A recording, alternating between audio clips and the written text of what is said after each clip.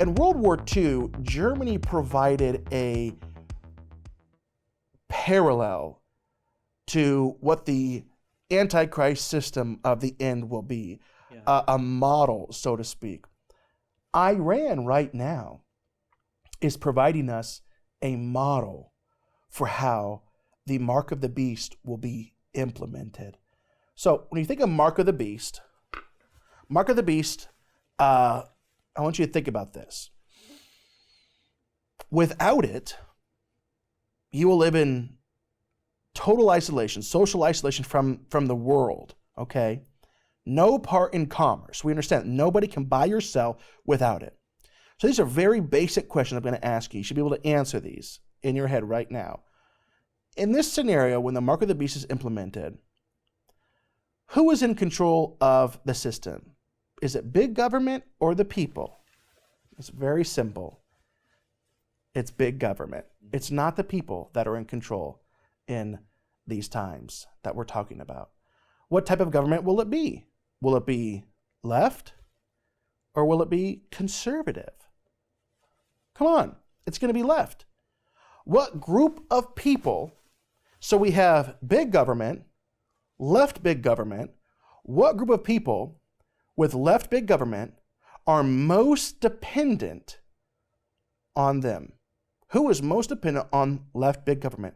It's low income based families and individuals.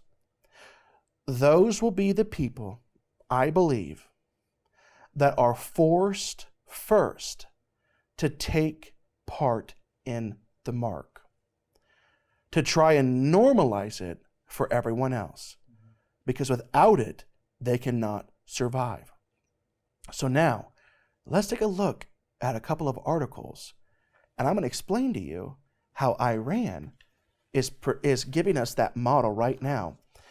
Soaring bread prices spark protests and shop fires in Iran. This is from Reuters. Soaring bread prices have triggered protests in Iran in which some shops were set on fire, prompting police to arrest scores of provocateurs. The protests were triggered by a cut in government subsidies. So, the people are angry because there was a cut in government subsidies, making their food that they were already purchasing by the government subsidies more expensive. So because they were receiving less support from the government, they started burning facilities down. So it says the protests were triggered by a cut in government subsidies for imported wheat that caused price hikes as high as 300% for a variety of flour-based staples. So understand this. So who was affected in Iran?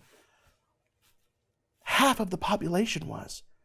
Iran's official inflation rate is around 40%, and some estimate it's over 50%.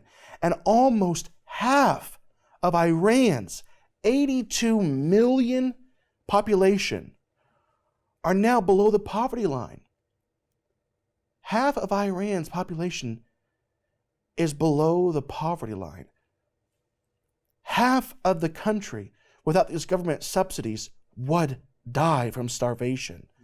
The government plans to offer digital coupons in the next couple of months for limited amounts of bread at subsidized prices.